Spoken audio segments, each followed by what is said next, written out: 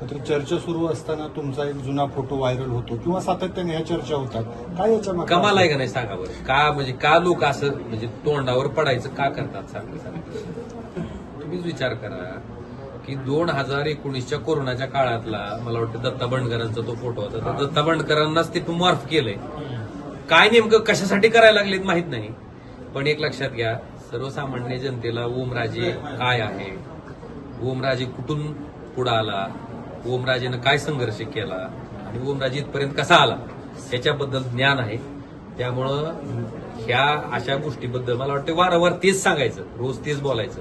ह्याच्यापेक्षा आपण आपल्या आपल्या कामात त्या ठिकाणी आपली ऊर्जा खर्च करणं गरजेचं आहे. ते आम्ही खर्च करत राहू.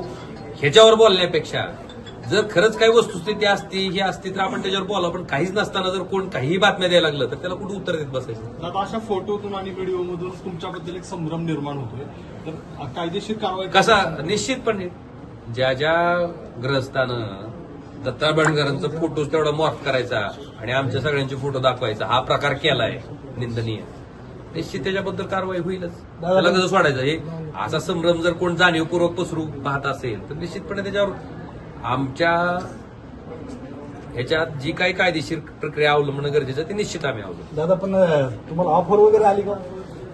आता ही ऑफर कसली ऑफर आहे ती तर मला सांगा तरी, तुम्हालाच काय आली तर सांगा. सारखं ऑफरच विचारता कसली ऑफर आहे पक्षात एक लक्षात घ्या. हो का, आता त्या गोष्टीवर चर्चा करत बसण्यापेक्षा आपण आपल्या आपल्या पद्धतीनं काम करणं गरजेचं आहे आणि आम्ही करतोय. त्याच्यावर फारसं भाष्य करणं मला आवश्यक विषय काय झाला माहिती का, लोकसभेमध्ये बोलताना आपण श्रीकांत शिंदेने त्यांचे 40 मिनिटे आपल्याला दिले म्हणजे 40 मिनिटं नाही. एक लक्षात घ्या, काय असतं जेव्हा महाराष्ट्रातले कुठलेही प्रश्न आपण मांडत असतो तेव्हा पुढच्या वक्त्याचं नाव पुकारल्याच्या नंतर समजा त्या वक्त्याला वाटलं असेल की बाबा हा विषय त्या ठिकाणी सामान्य लोकांच्या दृष्टीनं महत्वाचा आहे, त्याच्यात एवढं म्हणजे आपण प्रत्येकच वेळेस राजकारण करणं, प्रत्येकच वेळेस त्या भूमिकेतनं बघणं मला योग्य वाटत नाहीये. मग विषय हा आहे किंवा त्यांना वाटलं असेल किंवा हा विषय महत्वाचा आहे, हा लोकसभेच्या रेकॉर्डवर येणं गरजेचं आहे आणि मला वेळ कमी पडत होता त्यांनी दिलं. त्याच्यात मला वाटतं त्याच्यात आपण हा राजकीय विचार करणं योग्य वाटतं. हे फोटो बद्दलचं आता तुम्ही म्हणलात की जे व्हायरल होतं ते हो. काय नेमकी करणार आहे, पुढची कायदेशीर प्रक्रिया कशी असणार? ज्या ग्रहस्थानं हे केलंय त्याला ह्याच्या बाबतीतली जी काही कायदेशीर प्रक्रिया आहे त्याला सामोरं जावं लागेल, ते दिसेल त्याला.